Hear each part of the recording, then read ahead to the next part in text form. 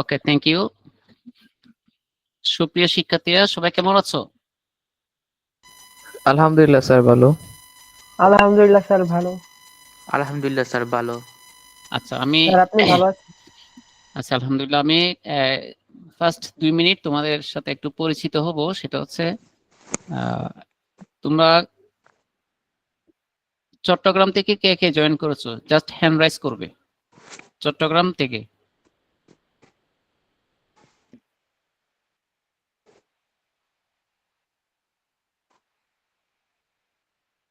ওকে, fine. এবার তোমরা ঢাকা থেকে যারা জয়েন করেছো তারা হ্যান্ড রাইজ করবে। ঢাকা থেকে।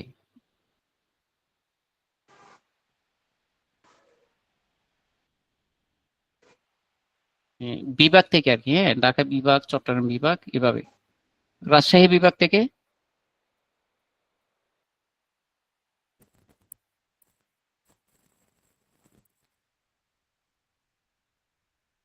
যশোর।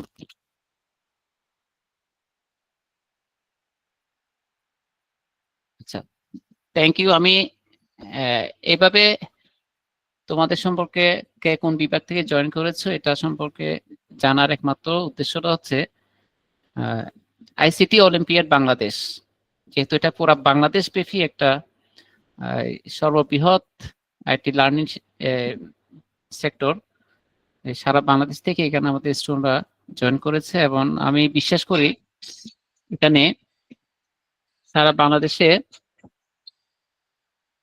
এক মিনিট, একটু প্লিজ, আমার একটু ইম্পর্টেন্ট কল আসছে, প্লিজ।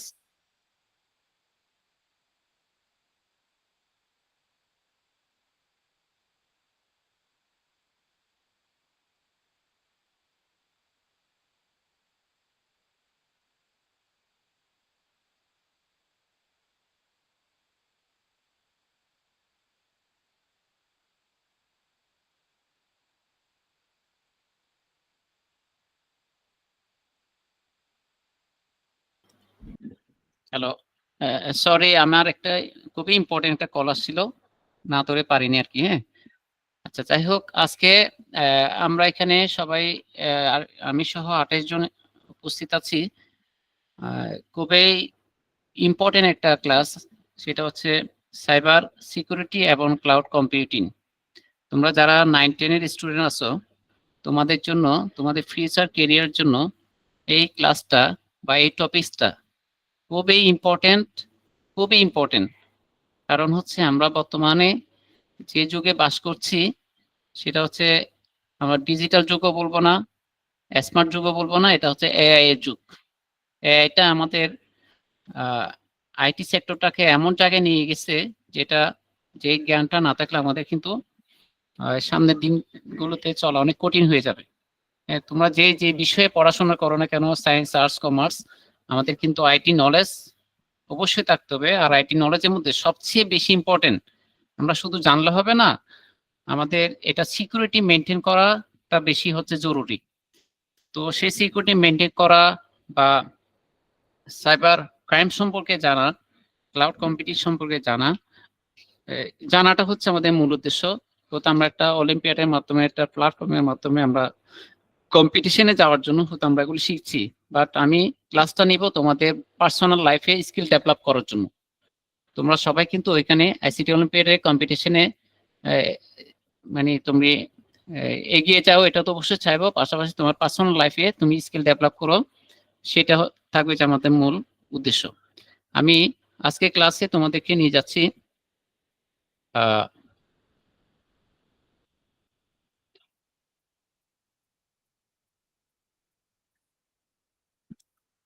তোমরা কি আমার স্ক্রিনটা দেখতে পাচ্ছ? একটু জাস্ট রেসপন্স করবে। Yes sir. আচ্ছা, ঠিক আছে। আমার পরিচয় ইতিমধ্যে জেনেছো, আমি আছি বাংলাদেশ এয়ারফোর্স শাহিন কলেজ চট্টগ্রামে।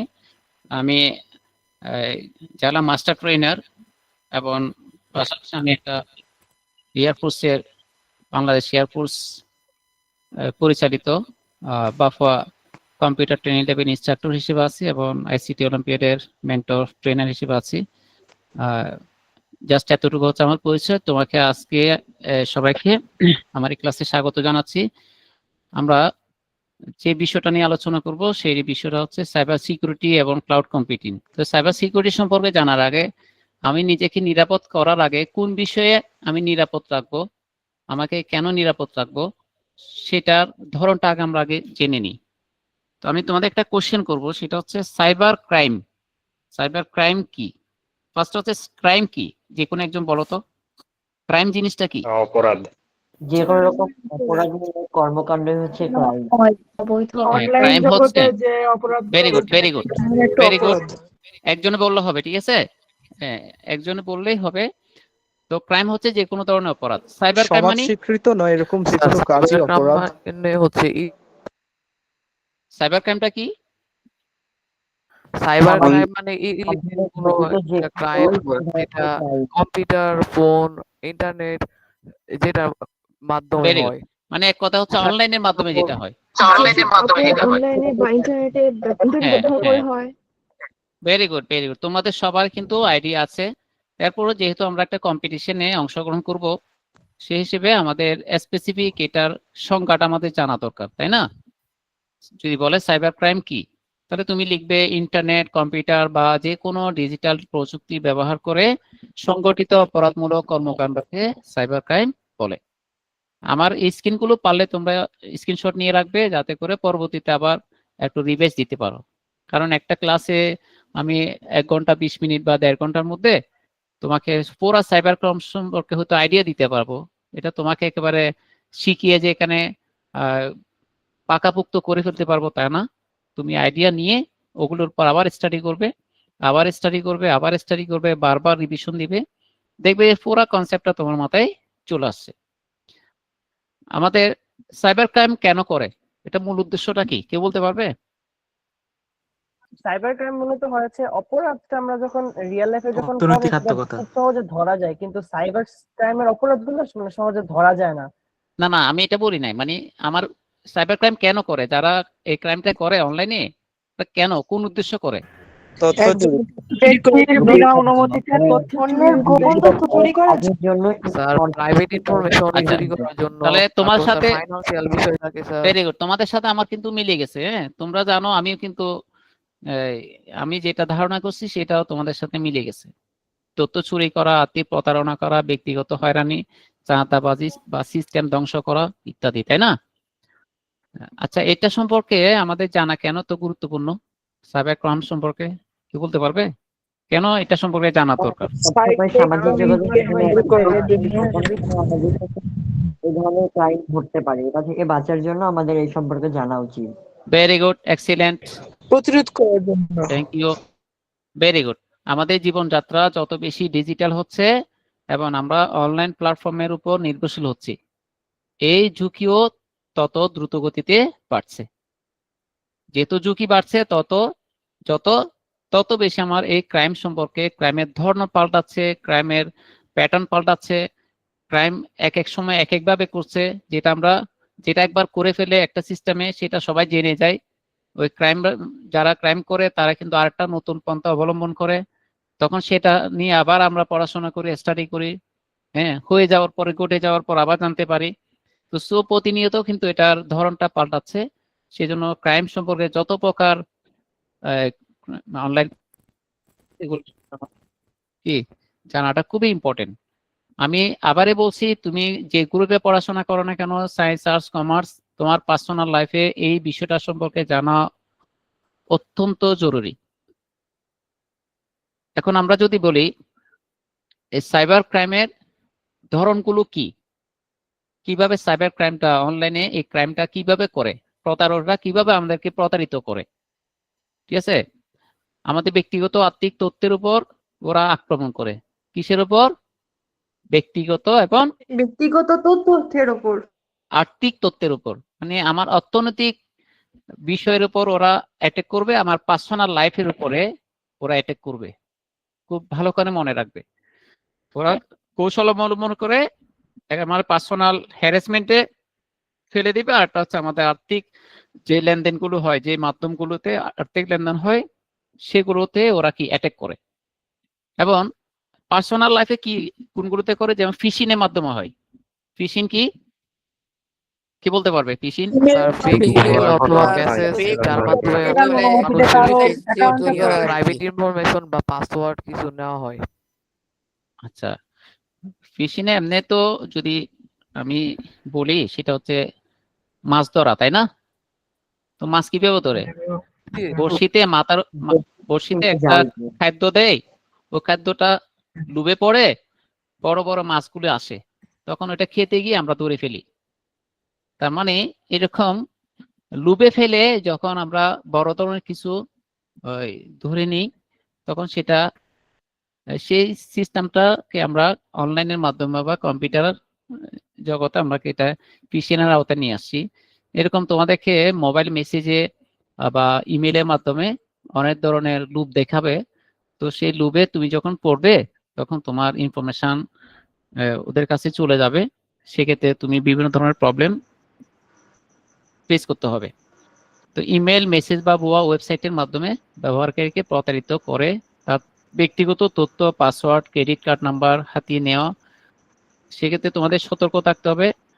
হুবহু দেখতে লাগা কোনো ভুয়া ওয়েবসাইটে লগ ইন করা থেকে তোমরা বিরত থাকবে। ঠিক আছে? আমরা অনেকগুলো ওয়েবসাইটে ঢুকি, অনেকগুলো ওয়েবসাইটে তোমাকে লগ ইন করতে বলে, আমরা কিন্তু এই লুবে পড়ে সেখানে আমরা কি করে ফেলি, লগ ইন করে আমাদের পার্সোনাল ডাটা ইনফরমেশন গুলো শেয়ার করে ফেলি। এটা হচ্ছে ম্যালওয়্যার। কেউ কি বলতে পারবে ম্যালওয়্যার জিনিসটা কি? Sir sending virus or harmful ব্যক্তিগত সফটওয়্যার। ডাটা লক করে ক্ষতিকারক সফটওয়্যার। তারপর স্যার এক্সাম্পল হচ্ছে ভাইরাস। Computer virus. মানে কোনো ওয়েবসাইটকে ব্লক করে দেওয়া, অনেকগুলো একসাথে স্প্যাম করা। এটা একটা ক্ষতিকর সফটওয়্যার যেটা ডাউনলোড করে ভেরি গুড, ভেরি গুড। সবার আনসার গুলো, হ্যাঁ থ্যাংক ইউ, সবার আনসার চলে আসছে এখানে। তো এটাকে আমি স্পেসিফিক যদি বলি, ম্যালওয়্যার হচ্ছে একটা ক্ষতিকর সফটওয়্যার যেটা আমরা ভাইরাসের মাধ্যমে, ট্রোজান হর্সের মাধ্যমে, স্পাইওয়ারের মাধ্যমে, বা একটা ওয়ার্ম, মরিস ওয়ার্ম নাম শুনছো? ওয়ার্ম, ওয়ার্মের মাধ্যমে আমরা এই সফটওয়্যার গুলো কম্পিউটারে বা ডিভাইসে প্রবেশ করে, যা তোমার ডিভাইসের ক্ষতি করবে এবং কার্যকলাপ ট্র্যাক করে বা ব্যক্তিগত তথ্য চুরি করে। ঠিক আছে? তাহলে ম্যালওয়্যার কয় ধরনের? ম্যালওয়্যার মূলত 3 ধরনের। একটা হচ্ছে ভাইরাস, একটা হচ্ছে ট্রোজান হর্স, আমি এখানে ট্রোজান লিখছি, এটা হচ্ছে ট্রোজান হর্স, আর একটা হচ্ছে স্পাইওয়ার বা ওয়ার্ম। ঠিক আছে? তো র্যানসমওয়্যার আছে না, র্যানসমওয়্যার। হ্যাঁ হ্যাঁ আছে, এখানে আমি এখানে আলাদা করে রাখছি, এটা 3 নম্বরে ransomware. Thank you so much, you have a lot of experience about cyber crime. এটি এক ধরনের ম্যালওয়্যার যা আপনার ফাইল বা পুরো সিস্টেমকে এনক্রিপ্ট করে লক করে দেয় এবং তা ফেরত দেওয়ার বিনিময়ে বড় অঙ্কের মুক্তিপণ দাবি করে। আমি জাস্ট এটা হালকা আইডিয়া দিলাম, পরবর্তীতে আমরা একটু এটা নিয়ে বিস্তারিত আলোচনা করব। ঠিক আছে? তারপরে হচ্ছে সাইবার ক্রাইমের আমার কিছু আরো ধরন আছে, যেমন পরিচয় চুরি। তোমার ব্যক্তিগত তথ্য যেমন নাম, ঠিকানা, জাতীয় পরিচয়পত্র নম্বর চুরি করে সেই পরিচয় ব্যবহার করে আর্থিক লেনদেন বা জালিয়াতি করে থাকা। এই ধরনের প্রবলেমে কেউ কি পড়েছো?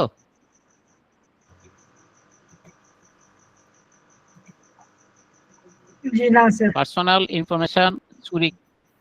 আচ্ছা, এটা একটা ধরন কি বলতে পারবে? পার্সোনাল ইনফরমেশন চুরি করে, পরিচয় চুরি করে তোমাকে প্রতারণা শিকার হতে। স্ক্যাম, অনলাইন স্ক্যাম, ফিশিং হইতে পারে স্যার, অনলাইন স্ক্যাম হতে পারে। হ্যাঁ ভেরি গুড। আর কি হতে পারে? Social engineering. Very good. এইটা হচ্ছে চমৎকার একটা এক্সাম্পল। তুমি তোমার ফেসবুক আইডি হ্যাক করবে, তোমার নাম, ঠিকানা সবকিছু ব্যবহার করে তোমার নাম দিয়ে আরেকজনের কাছে মেসেজে একটা মেসেজ দিল, বললো যে হয়তো পরিচিত কারো কাছে পাঠাবে, আমি এখন একটু সমস্যা পড়েছি, আমাকে 10 মিনিটের মধ্যে পারলে 5,000 টাকা পাঠাও, আমি তোমাকে সন্ধ্যা পরে দিয়ে দিচ্ছি। হ্যাঁ, কিন্তু মেসেজটা দিচ্ছে তোমাকে কে? তোমার খুব কাছের মানুষ, তোমার বড় ভাই বা তোমার বন্ধু, ক্লোজ বন্ধু। এখন আইডি তো ঠিক আছে, মেসেঞ্জারের আইডি ঠিক আছে, সব ঠিক আছে, তুমি বিশ্বাস করে সাথে সাথে কি করলে, ও নাম্বারে টাকা পাঠিয়ে দিলে, পাঠিয়ে দিয়ে কিন্তু তুমি প্রতারিত হয়ে গেলে। হ্যাঁ, তোমার পার্সোনাল ইনফরমেশন চুরি করে, বিশেষ করে ফেসবুক মেসেঞ্জারে আইটি হ্যাক করে ওরা কিন্তু ব্ল্যাকমেল করে। জি স্যার, আমার এক এই ফ্রেন্ডের যে- সাথে এটা হয়েছে। হ্যাঁ, হবে, এটা হবে, এটা এখন প্রচলিত একটা ক্রাইম। সাইবার বুলিং খুবই মারাত্মক একটা জিনিস। সাইবার বুলিং কে বলতে পারবে? বুলিং জিনিসটা কি? স্যার অনলাইন ইন্টারনেটের মাধ্যমে জগতে হ্যারাসমেন্ট বা বাজে থ্রেট comments, দেওয়া কাউকে। সাইবার বুলিং বলা হয়। আচ্ছা, আমরা এটা নিয়ে এটা নিয়ে আমি একটু কথা বলি। আমরা যখন স্টুডেন্ট ছিলাম বা আমরা যখন পড়াশোনা করছি, তখন আমরা কিন্তু কারো নামে কোনো মন্দ কথা বলতে, মুখে মন্দ কথা বলতে দ্বিধাবোধ করতাম, বা কারো সম্পর্কে একটা মিথ্যা অপবাদ দেওয়া থেকে আমরা সাহস পাইতাম না। এখন অনলাইনে যুগে এমন অবস্থা হয়েছে, তোমরা তোমাদের ফ্রেন্ডদের সাথে কথা বলো যে, হ্যাঁ, মন্দ কথা বলে, গাল মন্দ করে ফ্রেন্ডদের সাথে কথা বলো। হ্যাঁ, কোনো কারণে কিছু হতে পারে না এমন মুখে এমন কিছু ব্যবহার করো যেগুলো আসলে সমাজে বা সামাজিকভাবে তোমার পার্সোনালিটিতে যায় না, তোমার ব্যক্তিত্বের পরিচয় বহন করে না, কিন্তু তোমরা করো জাস্ট দুষ্টুমি চলে, কিন্তু জিনিসটা কিন্তু অনেক খারাপ। ঠিক আছে? তো কিন্তু এর চেয়ে মারাত্মক হচ্ছে অনলাইনে ফেসবুকে মেসেঞ্জারে তোমরা এমন কিছু শব্দ মানে উচ্চারণ করো যেগুলো আসলে একজন মানুষকে, একজন ব্যক্তিত্ব সম্পন্ন মানুষকে তার পার্সোনালে কি করে, হ্যারাসমেন্ট করে, সে মেন্টালি ডিপ্রেশনে চলে যায়, অনেক ধরনের প্রবলেমে পড়ে, সামাজিকভাবে হোক, সে ব্যক্তিগতভাবে হোক, আর্থিকভাবে হোক। হ্যাঁ, তার মানে অনেক ধরনের প্রবলেম ফেস করতে হয়। যেমন সে খানা পানি বন্ধ করে দেয়, ঘুম হয় না, টেনশনে থাকে, ডিপ্রেশনে ভোগে, একসময় গিয়ে সে মানে সুইসাইডের মতো এরকম মারাত্মক একটা ডিসিশন নিতে বাধ্য হয়ে যায়। সাইবার বুলিং খুবই খারাপ একটা জিনিস। আমি তোমাদেরকে বলবো, তোমাদের ফ্রেন্ড সার্কেলদের সাথে, কোনো আত্মীয় স্বজনের সাথে বা কোনো বন্ধু বান্ধবের সাথে, কারোর সাথে তুমি মিথ্যা তথ্য ছড়াবে না, অপবাদ দিবে না। ঠিক আছে? আজে বাজে কোনো কিছু মন্তব্য করবে না। হ্যাঁ, আমরা অনলাইন যত আমাদের ভালো কাজে আসবে, আমরা যদি এটাকে নেতিবাচকভাবে ইউজ করি আমাদের পার্সোনাল লাইফে, এটা তত বেশি ক্ষতিকর হয়ে দাঁড়াবে। তো সাইবার বুলিং হচ্ছে অনলাইনে কাউকে হয়রানি করা, ভয় দেখানো, অপমানজনক মন্তব্য করা, ভিডিও ছবি ব্যবহার করে গুজব ছড়ানো। এর শিকার হওয়া ব্যক্তি মানসিক ক্ষতির সম্মুখীন হতে পারে। ঠিক আছে? আরটা হচ্ছে ডেটা ব্রিচ। ডেটা ব্রিচ হচ্ছে কোনো প্রতিষ্ঠানের সুরক্ষিত ডেটা বেস থেকে সেটা আমরা হ্যাক করে লাখ লাখ ব্যবহারকারী ব্যক্তিগত, আর্থিক বা সংবেদনশীল তথ্য ফাঁস করে দেওয়া। ঠিক আছে? যেমন এই ধরনের প্রবলেমে তোমরা হয়তো পড়েছো, সেটা হচ্ছে কোনো শিক্ষা প্রতিষ্ঠানের ওয়েবসাইটে স্টুডেন্টদের ডাটাবেস ওরা কালেকশন করে। এক ধরনের হ্যাকার আছে, তারা তোমাদের বাবার নাম, মার নাম, মোবাইল নাম্বার, বিভিন্ন ইনফরমেশন, কোন ক্লাসে পড়ো, রোল কত, সব তথ্য ওরা নিয়ে ফেলে, কোনো না কোনোভাবে নেয় আর কি। নিয়ে তোমাদেরকে একটা মেসেজ দিবে, বলো যে তোমার নাম অমুক, তোমার বাবার নাম অমুক, তোমার রোল এত, ক্লাস এত, ঠিক আছে কিনা? বলছে হ্যাঁ ঠিক আছে। বলছে তুমি বৃত্তি পেয়েছো, তুমি তাড়াতাড়ি তোমার বৃত্তিটা পেতে হলে এনশিওর করতে হবে, তুমি 500 টাকা দিয়ে এটা রেজিস্ট্রেশন করতে হবে। এটা 5 মিনিট সময় আছে, যদি বা 10 মিনিট সময় আছে, এর মধ্যে না করো তাহলে এটা বাতিল হয়ে যাবে। তাহলে এখন দেখো 500 টাকা যদি অন্তপক্ষে চাই, তুমি চিন্তা করলে 500 টাকা তো কোনো ব্যাপার না। তোমাকে বলে যে বৃত্তি কত পাইছো, তুমি 20,000 টাকা বৃত্তি পাইছো। তো তুমি চিন্তা করলে 20,000 টাকা যখন 500 টাকা দিতে অসুবিধা কি? এখন ও হ্যাকার তো তোমার থেকে 500 নিল, এরকম যদি 500 জন মানুষ থেকে নেই, হ্যাঁ, তাহলে কত হলো? অনেক টাকা না? তাহলে দেখো একদিনেই সে কিন্তু প্রচুর টাকা এভাবে তোমাকে ব্ল্যাকমেল করে নিয়ে ফেলতে পারে। তো সেজন্য কোনো প্রতিষ্ঠানের ডেটা যাতে সুরক্ষিত থাকে সেটা আমাকে নিশ্চিত করতে হবে। আমি যে কোনো ডেটা, যে কোনো প্রতিষ্ঠানে বা ব্যক্তিগত ডেটা কারো কাছে শেয়ার করব না। এটা ফাঁস করাটা আমার পার্সোনাল লাইফের জন্য ক্ষতিকর। তারপরে তোমাদেরকে আমি একটা ভিডিও দেখাই। ভিডিওটা দেখার পরে আমাকে কিন্তু এটা সম্পর্কে ফিডব্যাক দিবে। ঠিক আছে? ভালো করে ভিডিওটা দেখবে।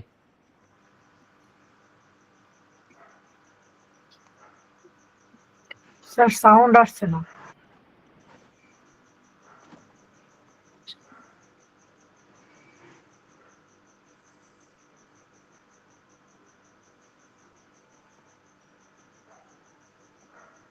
স্যার কোনো ধরনের সাউন্ড পাওয়া যাচ্ছে না স্যার। হ্যাঁ, সাউন্ড হচ্ছে না? আর শুধু ভিডিও দেখা যাচ্ছে, অডিও শোনা যাচ্ছে না ভিডিওর। ও আচ্ছা,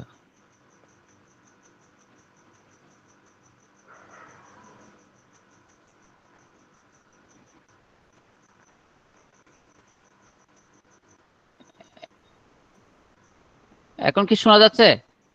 না স্যার। জি না স্যার। না স্যার। না স্যার। আচ্ছা, সাউন্ড না শুনলে অসুবিধা নেই, জাস্ট ভিডিওটা দেখে একটা আইডিয়া করো, ঠিক আছে? এখানে সাউন্ডে তেমন ইয়া নাই, জাস্ট কিছু ইয়ে আছে আর কি। হ্যাঁ, তুমি জাস্ট ভিডিওটা একটু দেখো।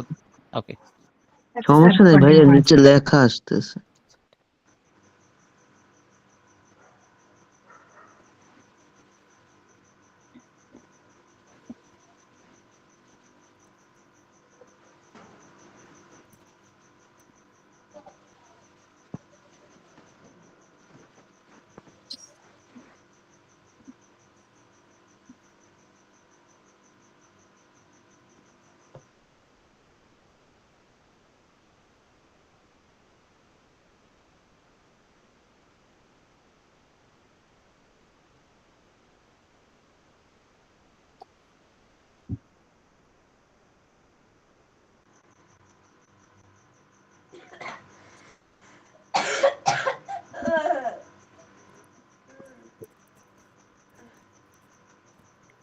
আমি অনলাইনে একটা ক্লাস করছি, যে জরুরি কথা থাকলে বলেন।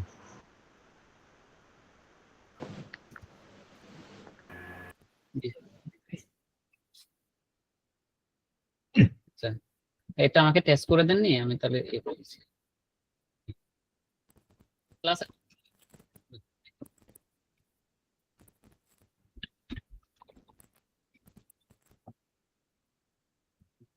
ওকে, থ্যাংক ইউ। সবাই কি ভিডিওটা দেখেছো? জি Yes, স্যার। sir. জি স্যার। আচ্ছা, এই ভিডিও থেকে আমরা কি শিখলাম? সাইবার বুলিং এর সাইবার বুলিং সাইবার বুলিং এর সময় কি করা যায়, করা যায়। করে আচ্ছা আচ্ছা, আমি একটু বলি, 1 মিনিট এটা নিয়ে একটু কথা বলি। সেটা হচ্ছে, করে মেয়েদের ক্ষেত্রে এই ধরনের প্রবলেম বেশি ফেস করতে হয়। এখানে যারা মেয়ে স্টুডেন্ট আছে এবং তোমরা যারা ছেলে আছো, তোমরাও তোমাদের আশেপাশে ভাই বোন যারা আছে, বোন যারা আছে, তাদের সাথে শেয়ার করবে। এই ধরনের সাইবার বুলিং এর শিকার যদি হয়, তাহলে সাথে সাথে তুমি তোমার বাবা মাকে ফার্স্টে জানাবে। এটা শিক্ষা প্রতিষ্ঠানে হলে তোমার টিচারকে জানাবে। এবং আমি এই, বেশি জোর দেবো, সেটা হচ্ছে তোমার ফ্রেন্ডদেরকে জানালে। একটা প্রবলেম পড়লে ফ্রেন্ডদেরকে না জানিয়ে তুমি সরাসরি তোমার বাবা মা বা তোমার শিক্ষককে জানাবে। ফ্রেন্ডদেরকে জানালে কি হয়, যে ছোট্ট একটা বিষয়, এটা কিন্তু একটা ফ্রেন্ড আরেকটা ফ্রেন্ডের সাথে শেয়ার করবে, ও আরেকজনের সাথে শেয়ার করবে, করতে করতে এটা পুরা প্রতিষ্ঠানে, পুরা ফ্রেন্ড সার্কেলের মধ্যে হয়ে যাবে। তখন তোমাকে নিয়ে ওরাই কিন্তু বিভিন্ন ধরনের কথা বলবে। হ্যাঁ, তুমি ভালো হোক খারাপ হোক এটা পরে, হ্যাঁ, তোমার সাইডটা থেকে তোমাকে কোনো না কোনো একটা বাজে মন্তব্য করে বসবে। বলবে যে এইভাবে, ও যদি ভালো হয় তাহলে ওর সাথে কেন এটা হয়, অমুকের সাথে তো হয়নি। হ্যাঁ, তাহলে এই ধরনের একটা ইয়ে যখন ফেস করতে হবে, তখন তুমি আরো কিন্তু ভেঙে পড়বে, আরো মানসিকভাবে তোমার হ্যারাসমেন্টের শিকার হবে। তো আমি বলবো, এটা আমার এক্সপিরিয়েন্স থেকে, যে টিচার হিসেবে আমি আমার টিচিং এক্সপিরিয়েন্স হচ্ছে 23 ইয়ার্স। আমি তো অনেকগুলো দেখেছি, অনেক স্টুডেন্টের পার্সোনাল ইয়া। তো ফ্রেন্ডের সাথে পার্সোনাল বিষয়গুলো শেয়ার করা থেকে বিরত থাকবে। এমনি বন্ধু বান্ধবের সাথে পড়াশোনা নিয়ে কথা বলো, হ্যাঁ, পড়াশোনা রিলেটেড যা আছে এগুলি নিয়ে খুব বেশি শেয়ার করো। বা পার্সোনাল কোনো বিষয় নিয়ে ফ্রেন্ডদের সাথে শেয়ার না করে তোমার বাবা মা শিক্ষকের সাথে শেয়ার করবে, তাহলে সমাধান পাবে। সবাই কি বুঝতে পেরেছো আমার কথা? জি স্যার। জি স্যার। এটা তুমি তোমার ফ্রেন্ডদের মধ্যে তোমার সম্পর্ক যাই থাকুক, সম্পর্ক নষ্ট হওয়ার জন্য কিন্তু তোমার পার্সোনাল ইনফরমেশন শেয়ারে হবে তোমার সম্পর্কের নষ্ট হওয়ার মূল কারণ। এটা কিন্তু আমি বলে দিচ্ছি, এটা একসময় তুমি টের পাবে। ঠিক আছে, ওকে, থ্যাংক ইউ। তাহলে আমরা সাইবার ক্রাইমে আমরা শিকার হলাম, তাহলে আমরা এটা কিভাবে আমরা সিকিউরিটি মেনটেন করব? আমাদের এই সাইবার ক্রাইমের যখন শিকার শিকার হওয়ার আগে আমরা যদি সিকিউরিটিটা মেনটেন করি, তাহলে সাইবার ক্রাইমের পড়ার সম্ভাবনা কি কমে যাবে না? তাহলে বলো তো আমরা কিভাবে সাইবার সিকিউরিটি মেনটেন করতে পারি। ফার্স্ট আমরা একটু জানি সাইবার সিকিউরিটি কি, এটা কেন দরকার। এতক্ষণ জানলাম সাইবার ক্রাইম সম্পর্কে জানলাম, সাইবার সিকিউরিটি প্রয়োজন। তাই সাইবার সিকিউরিটিতে কি প্রয়োজন তো বুঝলাম, এটা কি জিনিস। সাইবার ক্রাইমকে আটকানোর জন্য যে প্রতিরক্ষা ব্যবস্থা করা হয় এটাকে সাইবার সিকিউরিটি বলা হয়। Very good excellent. ওর জন্য একটু আমরা সবাই তালি দিই। শুনতে পাই নাই, আচ্ছা ঠিক আছে, মনে করো দিয়েছো। আচ্ছা এরপর আমি একটু বলে দিই, সাইবার হলো তো ও যোগাযোগ প্রযুক্তির এমন একটি শাখা যা কম্পিউটার, নেটওয়ার্ক, সার্ভার এবং ডাটাকে হ্যাকিং, ভাইরাস ও তথ্য থেকে রক্ষা করে। কি কি ডিভাইসগুলো কি কি? Computer, network, server. এখান থেকে কি করবে? হ্যাকিং থেকে, ভাইরাস অ্যাটাক থেকে এবং ইনফরমেশন টেপ থেকে, মানে তথ্য চুরি থেকে আমাকে রক্ষা করবে। তাহলে রক্ষাগুলি কিভাবে করবে সে বিষয়গুলো সম্পর্কে আমরা জানবো। সাইবার সিকিউরিটির তিনটা মূল ভিত্তি আছে। একটা, এটাকে আমরা একসাথে বলি সিআইএ, ট্রায়েড। সিআইএ মিন হচ্ছে, সি দিয়ে হচ্ছে কনফিডেন্সিয়ালিটি, যেটা গোপনীয়তা। এটা এমন ভাবে আমাকে সিকিউরিটিটা মেনটেন করতে হবে যাতে তথ্য কোনো অনুমোদিত ব্যক্তি ছাড়া কেউ যাতে দেখতে না পারে। ঠিক আছে, মানে আমি যাকে অ্যাক্সেস দিব সে ছাড়া আমার তথ্য আর কেউ দেখতে পারবে না। তোমরা ফেসবুকে কি করো, ফেসবুক যখন আইডি খোলো তখন পাবলিক করে দাও। পাবলিক করে দিলে কি হবে? তোমার সম্পর্কে সবাই জানলো, হ্যাঁ, তোমার দুর্বলতাটা সে জানলো, তোমার কোথায় কি আছে সে বুঝলো। সেখানে যদি একটা খারাপ লোক পড়ে যায় তাহলে তোমার সর্বনাশ হয়ে যাবে। তাহলে তোমাকে যে পাবলিক করে না দিয়ে প্রাইভেট করো, বা তুমি যদি তোমার ফ্রেন্ডস রিকোয়েস্ট যাদের অ্যাকসেপ্ট করবে তাদেরকে জেনে শুনে বুঝে যদি করো, আর যাদেরকে তুমি ফ্রেন্ড রিকোয়েস্ট পাঠাবে তাদের সম্পর্কে জেনে শুনে পাঠাও, তাহলে তুমি তোমার আইডেন্টিটিটা, তোমার পার্সোনাল ইনফরমেশনটা তারা জানলেও তেমন সমস্যা হবে না। তাহলে এটা গোপনীয়তা রক্ষা করা। একটা হচ্ছে সঠিকতা বা ইন্টিগ্রিটি, এটা তোমার তথ্য যেন বিকৃত বা পরিবর্তিত না হয়। ঠিক আছে, সিকিউরিটির মূল কারণটা কি? আমার তথ্যটা যেন কোনো কারণে বিকৃত বা পরিবর্তিত না হয়। একটা হচ্ছে প্রাপ্যতা, সেটাও যেন বিকৃত বা পরিবর্তিত না হয়। কোন হুমকিগুলো আমাদের ডিজিটাল জীবনকে বিপদে ফেলে কেউ বলতে পারবে? কোন ধরনের হুমকি আমাদের পার্সোনাল লাইফে বিপদে ফেলতে পারে? Cyber bullying sir. Sir password hack হয়ে যাওয়া বা ফেসবুক আইডি হ্যাক আচ্ছা, হয়ে যাওয়া। আমি কয়েকটা দেখাচ্ছি। আমার স্ক্রিনটা একটু দেখো, এই স্ক্রিনটা সর্বশেষে স্ক্রিনশট নিয়ে রাখবে, কেমন? এটা জানা দরকার। একটা হচ্ছে ম্যালওয়্যার। ম্যালওয়্যার সম্পর্কে বলেছি, ক্ষতিকর software, virus, worm, Trojan horse, spyware, এগুলো। একটা হচ্ছে ফিশিং। ফিশিং সম্পর্কে জেনেছো, ভুয়া বার্তা বা ওয়েবসাইটের মাধ্যমে লগইন বা তথ্য চুরি করা। এটা হচ্ছে র্যানসামওয়্যার, ফাইল লক করে মুক্তিপণ দাবি। ডিডোস অ্যাটাক, এটা সার্ভারে অতিরিক্ত ট্রাফিক পাঠিয়ে অকেজো করা। একটা হচ্ছে man in the middle attack, এটা হচ্ছে ব্যবহারকারী ও সার্ভারের মাঝখান থেকে তথ্য আটকানো। এটা হচ্ছে সোশ্যাল ইঞ্জিনিয়ারিং, মানুষের বিশ্বাস ভেঙে তথ্য বের করে নেওয়া। এটা একটা স্ক্রিনশট নিয়ে রাখো তোমার পরীক্ষায়। ইন্টারসেপশন আছে না, ডাটা ইন্টারসেপশন। হ্যাঁ হ্যাঁ, এখানে আরো অনেকগুলো আছে, আমি জাস্ট কয়েকটা এক্সাম্পল দিলাম। হ্যাঁ, অনেকগুলো আছে, তোমরা একটু ওয়েবসাইটে বা বিভিন্ন সাইটে সার্চ করলে পাবে। ঠিক আছে, আচ্ছা তোমাদের ক্লাস 9-এ যে ডিজিটাল প্রযুক্তি বইটা বা আইসিটি বইটা আছে সেখানে কিন্তু এই বিষয়গুলো বিস্তারিত না থাকলেও কিছু আকারে আছে আর কি। তোমরা ক্লাস 9-এর আইসিটি বইটা একটু ভালো করে দেখতে পারো। ঠিক আছে, সাইবার সিকিউরিটি বা ক্রাইমের যে টপিকসগুলো আছে ওটার উপর। হ্যাকিং কারা করে এবং কেন করে? হ্যাকিং কারা করে বলো তো? হ্যাকাররা। কেন করে? কেন করে? হ্যাকার ফর অন্যের তথ্য চুরি করার উদ্দেশ্যে বা অন্যের ক্ষতির উদ্দেশ্যে। আচ্ছা, ভেরি গুড। তো কারা করে, কেন করে? Very good. কোন সিস্টেম বা নেটওয়ার্কে অননুমোদিত ভাবে প্রবেশ বা তথ্য পরিবর্তন করা। মানে তোমার আইডি পাসওয়ার্ড চুরি করে তোমার আইডিতে প্রবেশ করা। আইডি পাসওয়ার্ড চুরি করবে কেন? তুমি পারমিশন না দিলে তো চুরি করবে। পারমিশন দিলে তো এটা হ্যাকিং হলো না। পারমিশন দিলে সেটা তো তুমি অ্যাক্সেস দিছো, তার মানে তুমি পারমিশন দেওয়া মানে তুমি ইউজ করতেছো। তুমি পারমিশন না দিলে সে যদি তোমার অবর্তমানে সেটা ঢুকে যায়, তাহলে সেটা হচ্ছে কি হ্যাকিং। হ্যাকিং। হ্যাকিং। এখন সেই কাজটা কারা করে? ওই কাজটা কিন্তু অনেক স্কিল পারসনরা করে, যারা বিভিন্ন সফটওয়্যার বা প্রোগ্রামিং সম্পর্কে ভালো ধারণা আছে বা হ্যাকিং সম্পর্কে ভালো স্কিল আছে। তারা কিন্তু এই আস্তে আস্তে শিখতে শিখতে একটা পর্যায়ে গিয়ে তারা 2-3টা উদ্দেশ্যে কিন্তু তারা হ্যাকিংটা করে থাকে। মূলত 3টা হ্যাকিং, 3 ধরনের হ্যাকার আছে। এক ধরনের হ্যাকারকে বলা হয় হোয়াইট হ্যাট হ্যাকার, এটা সবাই জানো। এটা হচ্ছে যারা প্রফেশনালি মানে হ্যাকিং এর কাজ করে। আমরা কিন্তু আগে জানতাম যে হ্যাকার হচ্ছে খারাপ মানুষ। হ্যাকার আসলে খারাপ না। হ্যাকার হচ্ছে মানে তোমার কোন একটা ওয়েবসাইটে কোন একটা প্রতিষ্ঠানের ডাটাগুলো, অনলাইন যে ডাটাগুলো আছে, এটা হচ্ছে হয়তো সে হারিয়ে ফেলছে বা খুঁজে পাচ্ছে না বা আইডি পাসওয়ার্ড ভুলে গেছে। সেক্ষেত্রে হ্যাকাররা কি করে, হোয়াইট হ্যাট হ্যাকাররা কি করে, তাদের সেই তথ্যগুলো পুনরুদ্ধার করে দেয়।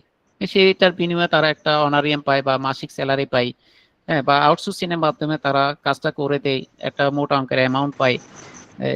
এই ধরনের কাজ যারা করে তারা হোয়াইট হ্যাট হ্যাকার।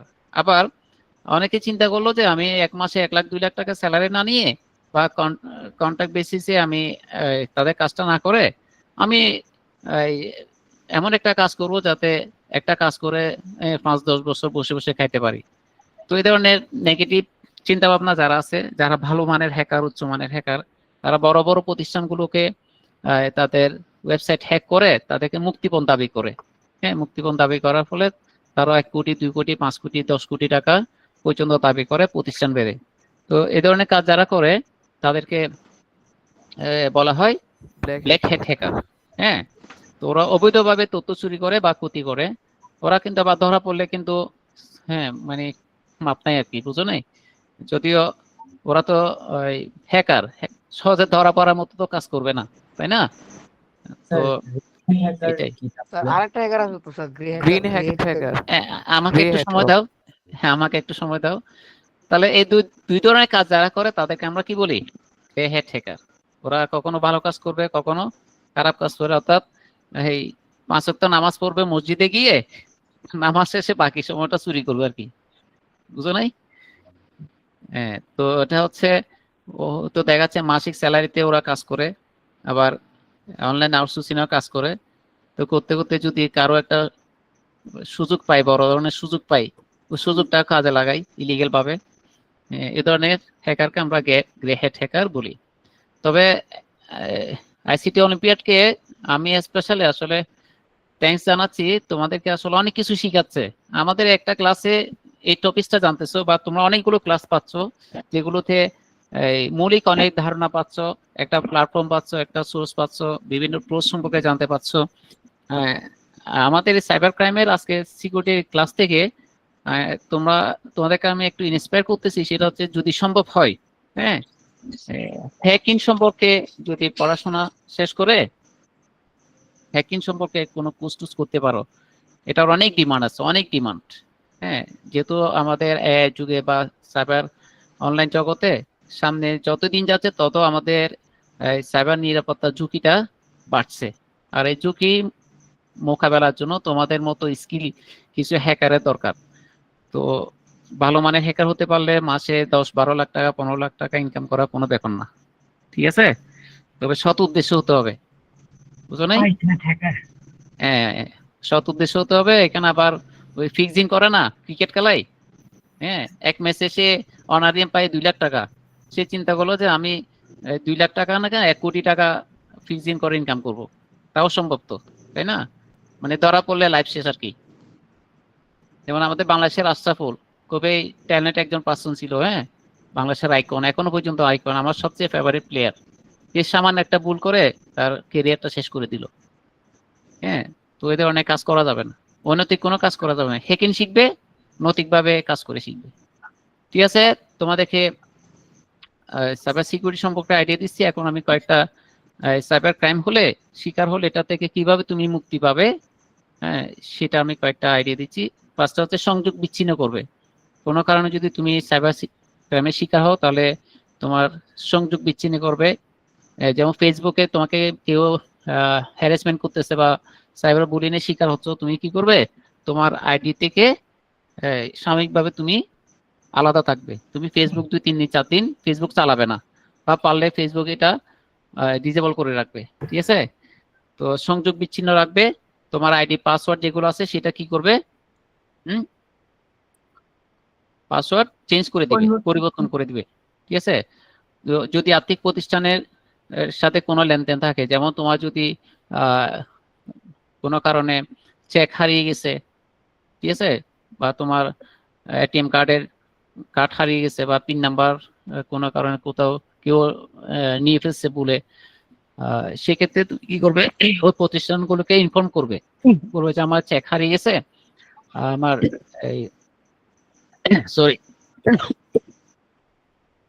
চেক হারিয়ে গেছে বা এটিএম কার্ডটা হারিয়ে গেছে, আমার লেনদেন আপাতত আপনারা কেউ আসলে বন্ধ রাখেন, ওটার সাথে সাথে জানিয়ে দিবে। তাহলে আইনি সহায়তার জন্য তুমি কিছু ডকুমেন্ট রাখবে। কেউ যদি তোমাকে মোবাইলে বা মেসেঞ্জার ইমেইলে কোনো মেসেজ পাঠায়, সেগুলো স্ক্রিনশট করে রাখবে, ট্রানজিশন আইডি গুলো রাখবে। এটা আমি একটু এক্সাম্পল দিই। অনেক প্রতারক তোমাকে অনলাইনে বিভিন্ন পণ্য কেনাকাটার জন্য তোমাকে বলবে, আমি যদি এক্সাম্পল দিই, কিছু কোকারিজ আছে না, কোকারিজ অনলাইনে ফেসবুকে দেখবে, বলবে যে 48 আইটেমের এই কোকারিজটা মাত্র 2000 টাকা দিয়ে পাবে, এত টাকা দিবে। একটা ল্যাপটপ, হ্যাঁ, মানে এই ল্যাপটপ 50,000 টাকার ল্যাপটপ তোমাকে অফার করবে 5,000 টাকা দিয়ে।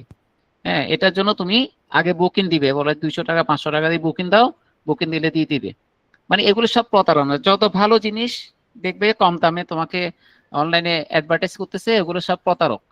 কথা বুঝছো? পড়লে থেকে একটু সাবধান থাকবে। যদি কোনো কারণে হয়ে যায়, লেনদেন হয়ে যায়, তাহলে তাদের ট্রানজেকশন আইডি এবং মেসেজগুলো স্ক্রিনশট করে রাখবে, পুলিশের সহায়তা নেবে, থানায় গিয়ে জিডি করবে, এবং এই প্রমাণের সাহায্যে তোমরা হয়তো সেটা পুনরুদ্ধার করতে পারো। ঠিক আছে, আমি এরকম একটা প্রবলেম ফেস করেছি, এবং সেটা থেকে আমি উত্তর পেয়েছি। আমার একটা স্টুডেন্ট ছিল, সে পুলিশের সাইবার ক্রাইম ইউনিটের দায়িত্ব ছিল। ওকে বলার পর সে 2 দিনের মধ্যে ওই লোকটাকে গ্রেপ্তার করে ফেলছে। হ্যাঁ, এটা করতে পেরেছে কিভাবে, আমি ওর সাথে আমার যে লেনদেনটা হয়েছে সেই লেনদেনটা আমি সবগুলো স্ক্রিনশট করে রেখেছিলাম, মোবাইল নাম্বার থেকে শুরু করে ট্রানজেকশন আইডি থেকে শুরু করে বিকাশ এরিয়া থেকে। মাত্র 1000 টাকা লেনদেন, বেশি না। আমার উদ্দেশ্য হচ্ছে 1000 টাকা হলো, সে তো প্রতারক, তাকে দৌড়িয়ে দেওয়াটা হচ্ছে আমার দায়িত্ব। তো আমি ওর সহায়তায় তাকে সিলেট থেকে গ্রেপ্তার করা হয়েছে। তো পরে ও আমাকে বললো, স্যার টাকাটা দিব। আমার সাথে টাকার দরকার নেই, 1000 টাকা আর কি নিব, ওর অপরাধটা যাতে না হয় এটা দেখ। তাহলে এই ধরনের, এই যে একটা আমি প্র্যাকটিক্যাল এক্সাম্পল দিলাম, তোমরা এই ধরনের প্রতারণার শিকার হলে এগুলি স্ক্রিনশট রেখে দিবে। তাহলে সাইবার ক্রাইম ইউনিটে তুমি বিস্তারিত তথ্য সহকারে ওই যে আমার মতো অভিযোগ করবে, তারপরে তুমি এটা পাবে। তো এই পরিত্রাণের আরো অনেকগুলো উপায় আছে। তোমার ব্যক্তিগত সতর্কতা, শক্তিশালী পাসওয়ার্ড ব্যবহার করবে, এই ছোট বড় এই সিম্বল, লেটার, নাম্বার ইউজ করে আমরা পাসওয়ার্ড ইউজ করব। তোমার ফেসবুক প্রোফাইলে অনেকে দেখা যায় অনেক ইতিহাস লিখে দাও, তোমার সব তথ্য, মানে তোমার বাবা মা ভাই বোন যা যা আছে সব তথ্য এখানে দিয়ে দাও। তো আমার এত প্রয়োজন কি ফেসবুকে আমার এত কিছু দেওয়ার, বা অনলাইনে অনেক ওয়েবসাইটে অ্যাক্সেস নেওয়ার জন্য, লগ ইন করার জন্য অনেকগুলো তথ্য চাই, সবগুলো দিয়ে আমি ঢুকি। তো পাসওয়ার্ডটা দিয়ে দুর্বল, তোমার নাম তোমার মোবাইল নাম্বার দিয়ে দাও বা জন্মসাল দিয়ে দাও, সেক্ষেত্রে দুর্বল পাসওয়ার্ডের কারণে হ্যাকাররা সুযোগ পায় হ্যাকিং করার জন্য। সেক্ষেত্রে পাসওয়ার্ড স্ট্রং দিতে হবে, hash, small letter, capital letter, number, এরকম মিনিমাম 12 লেটার বর্ণের একটা কি দিবে, পাসওয়ার্ড দিবে। আর একটা 2 ফ্যাক্টর অথেন্টিকেশন, 2FA। আচ্ছা 2FA টা কিভাবে করে কেউ বলতে পারবে? স্যার অথেন্টিকেটেড কোড আছে, তারপর হচ্ছে মোবাইল নাম্বারের মাধ্যমে, ইমেলের মাধ্যমে। এটা তুমি এটা add কোথায় করে- গিয়ে দিবে বলো তো? আমি মনে করো গুগলে ঢুকলাম। স্যার গুগলে অ্যাড করা যায়, তারপর স্যার গুগলে সিকিউরিটিতে যাওয়ার পরে স্যার ওখানে অপশন থাকে যে টু স্টেপ ভেরিফিকেশন অন করার জন্য এখানে স্যার পাস কি দেওয়া যায়, অথেন্টিকেটর দেওয়া যায়, তারপরে যে very ব্যাকআপ good. কোড থাকে স্যার, অনেক কিছু ভেরি গুড, থাকে ভেরি স্যার। গুড। তাহলে যারা জানো না তারা জাস্ট একটু গুগলে তোমাদের যে আইডিটা আছে আইডিতে ম্যানেজ ইউর অ্যাকাউন্ট একটা অপশন আছে, ওখানে ক্লিক করলে তোমাদের অনেকগুলো ইনফরমেশন পাবে। বিশেষ করে তোমার ফেসবুক আইডি থেকে শুরু করে আইডি পাসওয়ার্ড থেকে যত আইডি পাসওয়ার্ড আছে সবগুলো আইডি পাসওয়ার্ড ম্যানেজ ইউর অ্যাকাউন্টে গিয়ে ডাটা সিকিউরিটি যে অপশনটা আছে সেখান থেকে তুমি সব খুঁজে পাবে। যদি ফেসবুক কোনো প্রোফাইলের আইডি পাসওয়ার্ড ভুলে যাও তাহলে গুগলের ম্যানেজ ইউর অ্যাকাউন্টে গিয়ে ওগুলো কি পুনরুদ্ধার করতে পারবে। ঠিক আছে, সবাই তো জানো না এটা? Yes, sir. ওকে ওকে, ভেরি গুড। এখন আমরা কোনো সন্দেহজনক লিঙ্ক থাকলে আমরা ক্লিক করব না। সন্দেহজনক লিঙ্ক বলতে তোমাকে মোবাইলে মেসেঞ্জারে অনেকগুলো ওয়েবসাইটে আসবে, বলবে ক্লিক নাও ক্লিক নাও। ঠিক আছে, তুমি এখানে ক্লিক করলে 20 জিবি ডাটা বা 50 জিবি ডাটা, হ্যাঁ, 1 মাসের জন্য 10 টাকা দিয়ে পাবে। তুমি কি করছে, লোভে অফার দিয়ে লোভে ফেলে দিল। তুমি ক্লিক করলে, ক্লিক করার সাথে সাথে তুমি কি করছে, যে সাইটে ঢুকারো তো ওখানে না ঢুকে অন্য সাইটে ঢুকে গেছো, ওখান থেকে আর বের হতে পারতেছো না। তোমাকে বলছে তোমার এই নাম দাও, তোমার এটা দাও, তোমার এটা দাও, তুমি দিতেই আসো, কিন্তু এটা শেষ নাই। মানে যত দিবে তত তোমার বিপদের মাত্রাটা বাড়তেছে। তো এই ধরনের সন্দেহজনক কোনো লিঙ্কে ক্লিক করার প্রয়োজন নাই। মানে একেবারে এটা হচ্ছে লুবে পরে মানে জীবন বরবাদ আর কি। তো কোনো মেসেজ বা লিঙ্কে, বিশেষ করে ইমেল এবং মেসেজের মাধ্যমে এগুলো বেশি আসে আর কি। হ্যাঁ, তো নিরাপত্তা হলো আমার প্রথম প্রতিরক্ষা। ডিজিটাল দুনিয়ার সচেতনতাই আমাদের সুরক্ষিত রাখতে পারে। তাহলে আমি ওই যে বলে না, ঘূর্ণিঝড় হওয়ার পরে ত্রাণ না দিয়ে ঘূর্ণিঝড় হওয়ার আগে যদি আমি কি করি, অ্যালার্ট থাকি, তাহলে কোনটা ভালো? অ্যালার্ট থাকা ভালো না? জি স্যার। হ্যাঁ, তো এখন আমি আমার মোবাইল আইডি পাসওয়ার্ড আমি কম্পিউটারে সারাদিন থাকি, সারাদিন আমি এটা ইউজ করতেছি, যেটা মন চায় সেটাতে আমি প্রবেশ করছি। সেক্ষেত্রে আমি জানি না যে আমার কি ডাটা চলে যাচ্ছে, কোথায় যাচ্ছে, কার কাছে যাচ্ছে। তো আমি জেনে শুনে এগুলো আগে থেকে যদি সতর্ক থেকে আমি টু স্টেপ ভেরিফিকেশন করে রাখি, বা আমি যদি বলি যে এই ধরনের সন্দেহজনক লিঙ্ক আমি ক্লিক করব না, আমার যেটা প্রয়োজন সেটা ছাড়া অন্য কোনো সাইটে অযথা করব না, বা একটু সতর্ক থাকলেই জাস্ট নিরাপত্তাটা হয়ে যায়।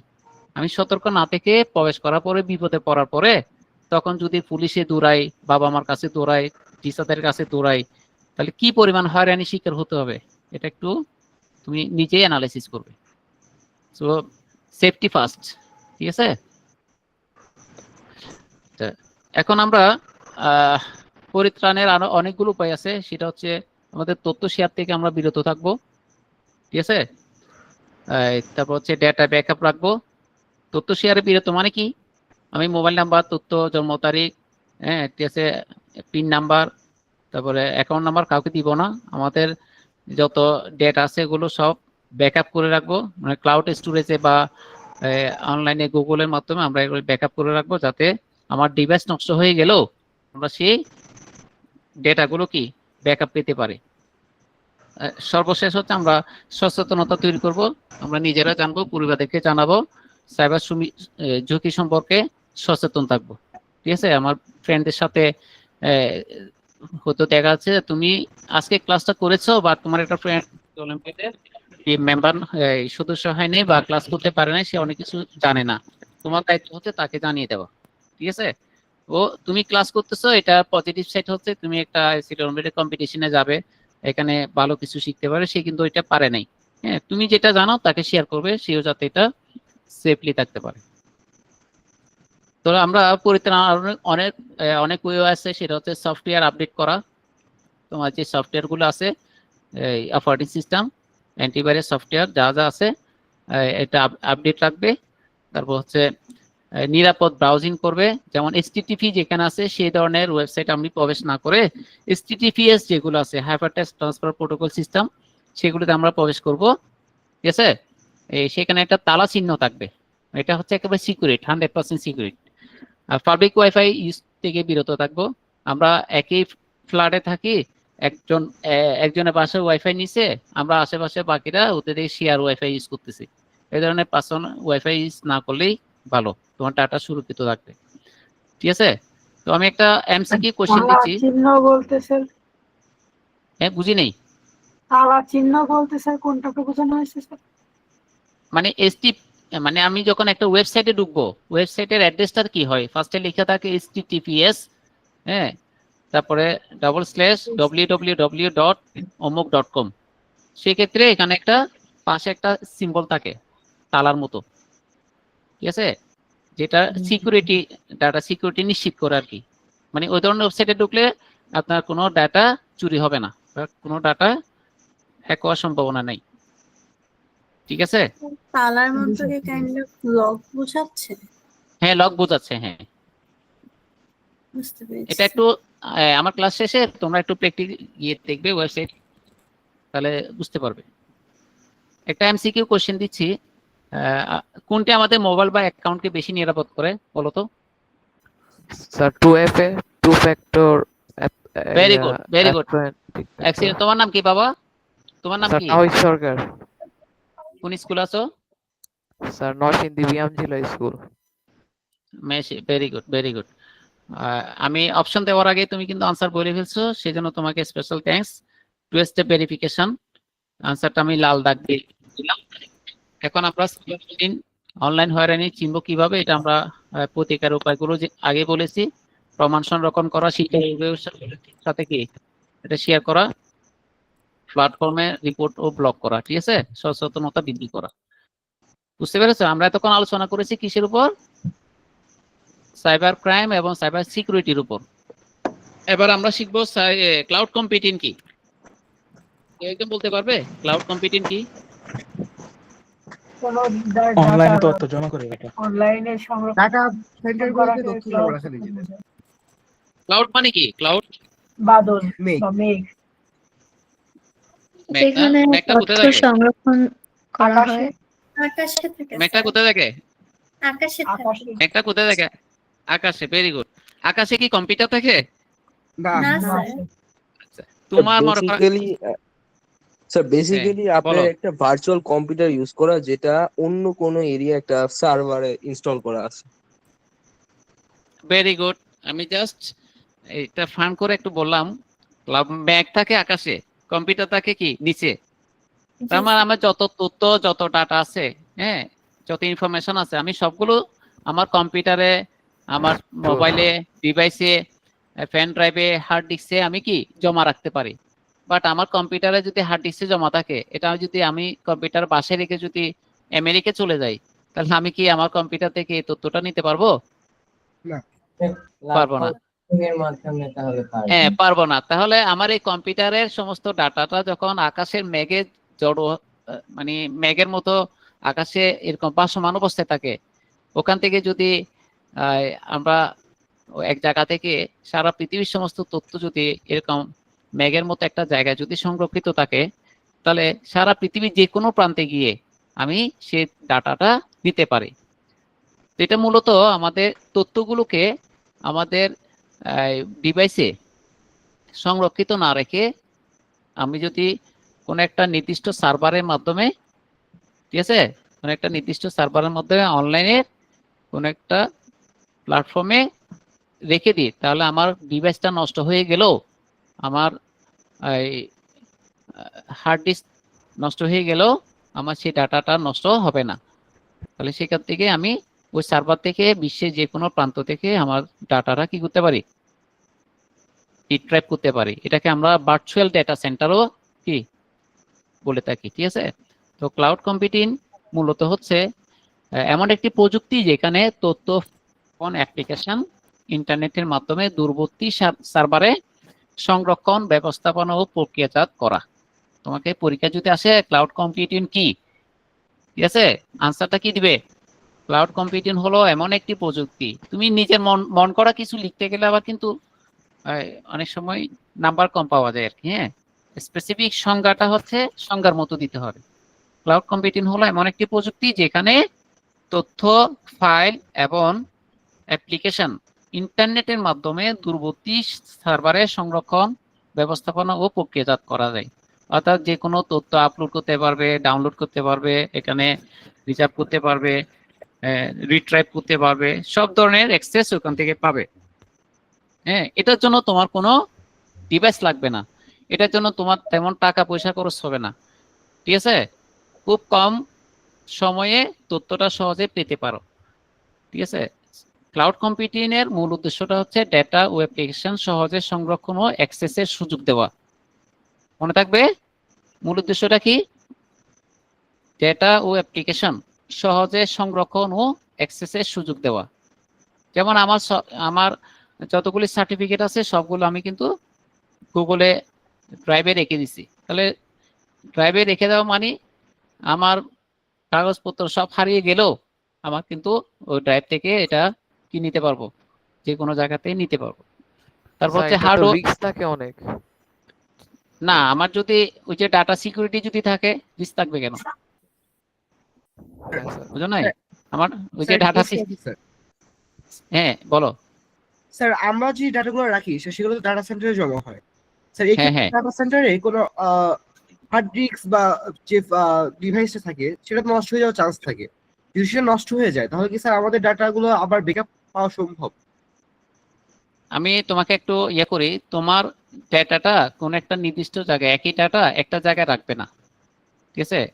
ডাটা ব্যাকআপের সব ধরনের অ্যাক্সেস কিন্তু আছে। ডাটা হারিয়ে গেল, যেমন তুমি যদি বলো মেসেঞ্জারে কোন একটা ছবি বা টেক্সট তুমি ডিলিট করে দিয়েছো, তুমি কিন্তু সেই ডিলিট করা জিনিসটা কোথায় চলে গেছে? সার্ভারে কিন্তু চলে গেছে। তুমি চাইলে সেটা কিন্তু আবার কি সেটিংস অপশনে গিয়ে কিছু অপশন আছে, সিস্টেম আছে, ওখান থেকে গিয়ে আবার সেই মুছে ফেলা, ডিলিট করে ফেলা ইমেজগুলো, তথ্যগুলো আবার ফেরত পেতে পারবে।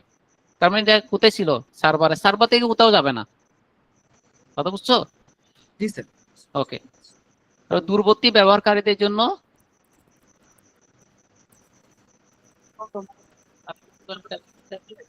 তোমার ইউনিয়ন পরিষদের সার্টিফিকেট লাগবে বা কমিশনারের একটা কি টেস্টিমোনিয়াল লাগবে। তখন সেটা ওই আমেরিকা কিভাবে পাঠাবে? আমেরিকা পাঠিয়ে দিলে তুমি মনে হয় অনলাইনে কি পাঠিয়ে দিচ্ছ না? তাহলে এটা আমার দূরবর্তী ব্যবহারকারীদের জন্য অনলাইন সেবাটা ক্লাউড কম্পিউটিং এর মাধ্যমে নিশ্চিত করছে না। তারপরে ব্যবসা বা ব্যক্তিগত কাজের দক্ষতা বৃদ্ধি করা, এগুলো হচ্ছে মূল উদ্দেশ্য। মূল তিনটা উদ্দেশ্য আছে। একটা হচ্ছে ডাটা রিজার্ভ করা, ডাটা কি করা? রিজার্ভ করা, মনে থাকবে? তারপর হচ্ছে খরচ কমানো, লো কস্ট, মানে একেবারে খরচ নাই বললেই চলে, ডাটার এমবি যে খরচটা সেটাই, আমি 5 টাকা দিয়ে কিন্তু এমবি ইউজ করতে পারি, তাই না?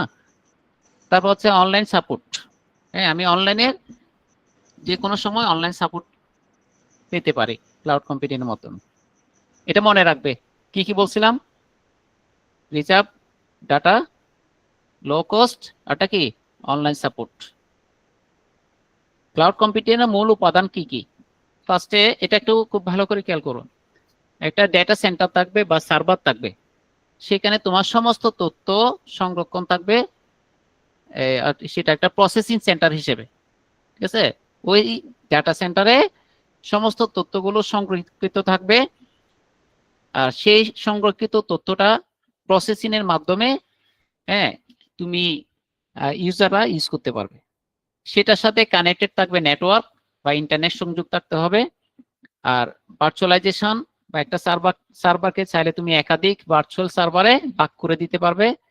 আর সেখানে কি পরিমাণ ডেটা স্টোরেজ রাখবে বা কতটুকু জায়গা তোমার জন্য প্রয়োজন সেটা অ্যাক্সেসটা তুমি নিয়ে নেবে। তারপরে সেখানে পরিষেবা বা প্ল্যাটফর্ম ব্যবহারকারীদের প্রয়োজনে সফটওয়্যার বা টুল সরবরাহ করবে।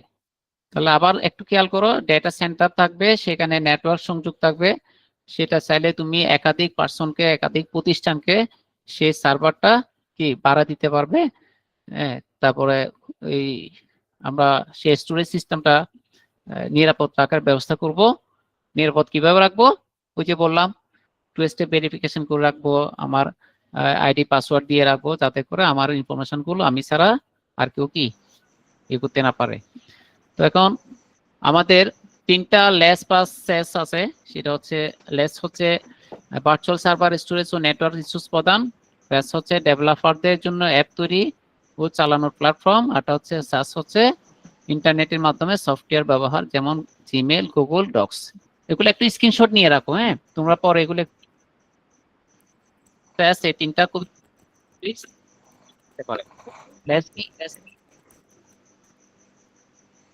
আছে। আমাদের সময় কিন্তু 2-5 মিনিট বেশি হলে সমস্যা তো নেই না? No sir.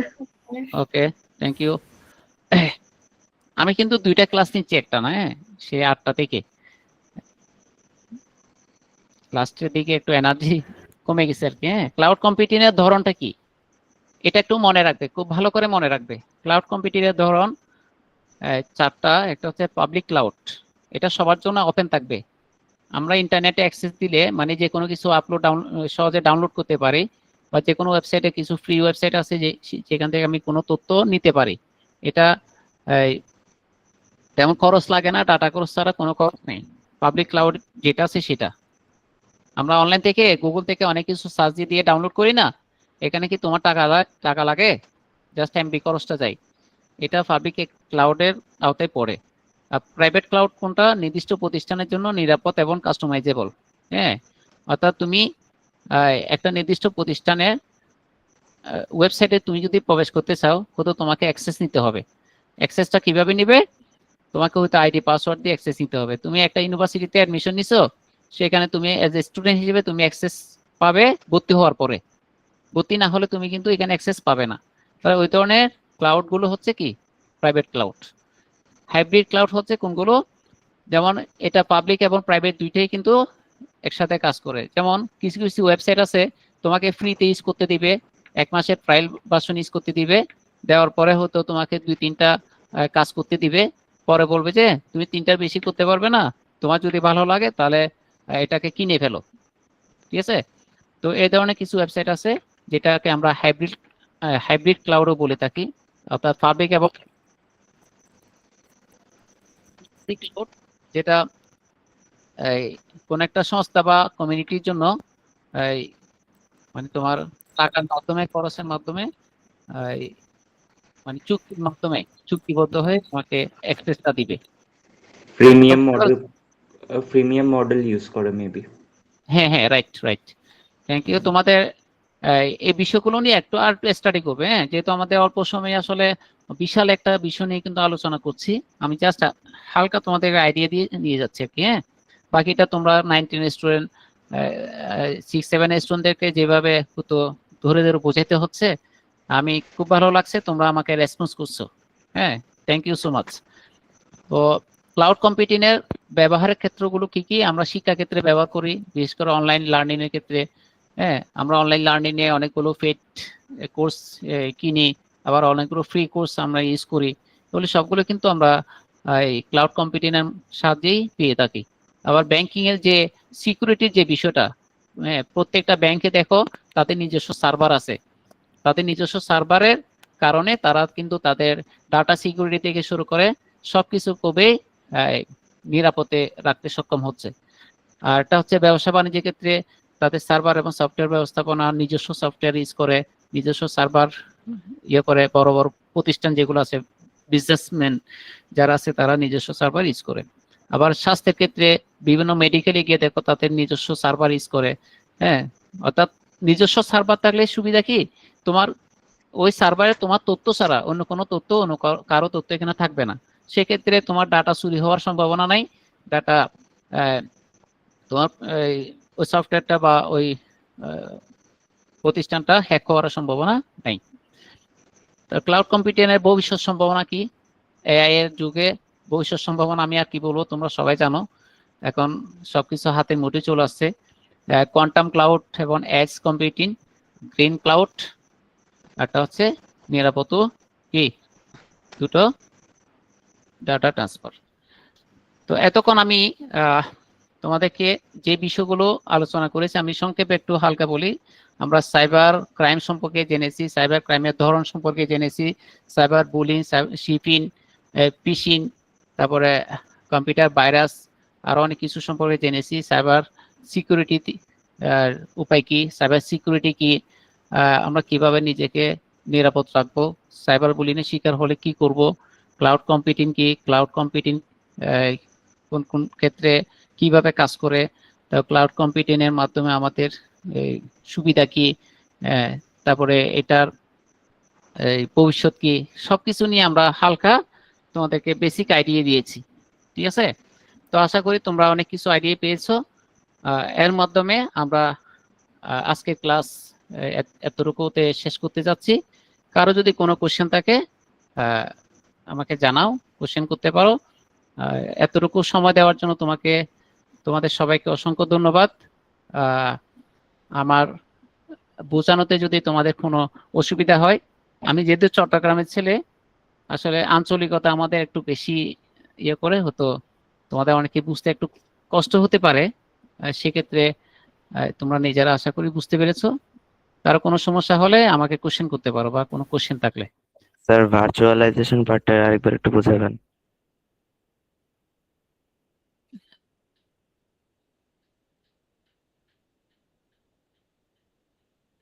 কোনটা? স্যার ভার্চুয়ালাইজেশন পার্টটা।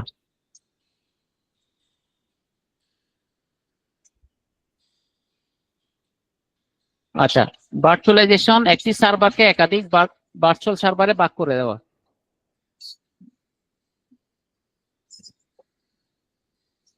এর মূলত স্যার উদাহরণস্বরূপ কি বলা যায়? একটু শেষ 2 মিনিট পর দিচ্ছি, শেষ হয়ে যাচ্ছে।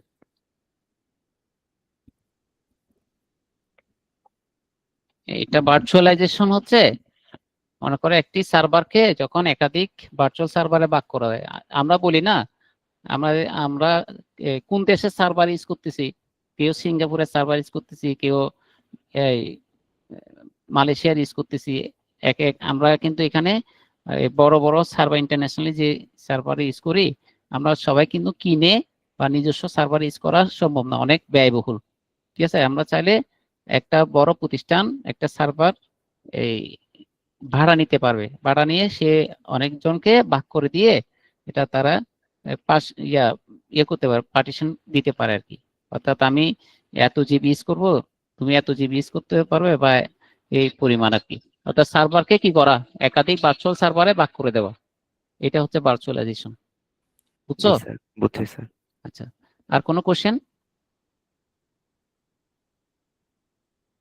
আচ্ছা, যদি কোশ্চেন না থাকে তাহলে আমি কি এতটুকু শেষ করতে পারি, অথবা একজন আমাকে একটু রেসপন্স করবে আজকের ক্লাসটা কেমন হয়েছে, জাস্ট তোমার ফিডব্যাকটা একটু জেনে আমি শেষ করবো আর কি।